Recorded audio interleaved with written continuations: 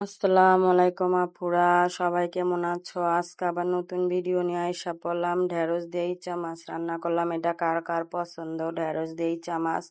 এবং এখানে পোয়া মাছ ও কাইটটা ধুইয়া পরিষ্কার করে ময় মশলা মাখায় রইলাম। ভাতটাও বসায়া দিছি।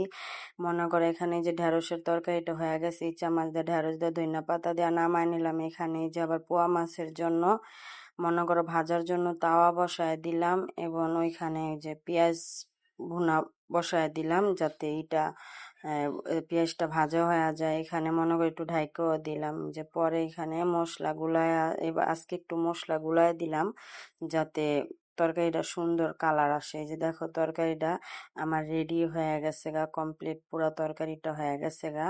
পরে এখানে মনে করো আরো টুকিটাকি কাম আছে, ওগুলিও করলাম। নাস্তাও খাইতে দিলাম বাচ্চাদের। আজকে একসাথে রান্না এবং নাস্তা দুটোটাই কইরা ফালাইছি। এই যে এখানে চাপার মাংস দিয়া বুটের ডাল রান্না করছিলাম, মুরগির মাংসের তরকারি, ডিম ভাজা, এগুলি সবই লাগে পোলাপানদের, বুঝছো? খাও আর না খাও, অর্ধেক খায় অর্ধেক ফালায়, তারপরও মনে করো পোলাপান গো সব পদই দরকার হয়। পরে এগুলি মনে করো খাওয়া দাওয়া করলাম। আরো তো কত কাম আছে, মনে করো শ্বাসটা নেওয়ার সময় পাই না। তারপরও বেডা মানুষ ঘরে আইসা কইব কি কি করছো সারাদিন, শুধু তো রান্ধো আর এই খাওয়া দাওয়া এই বলে। আজকের ভিডিওটা কেমন হয়েছে জানাবা। আল্লাহ হাফেজ।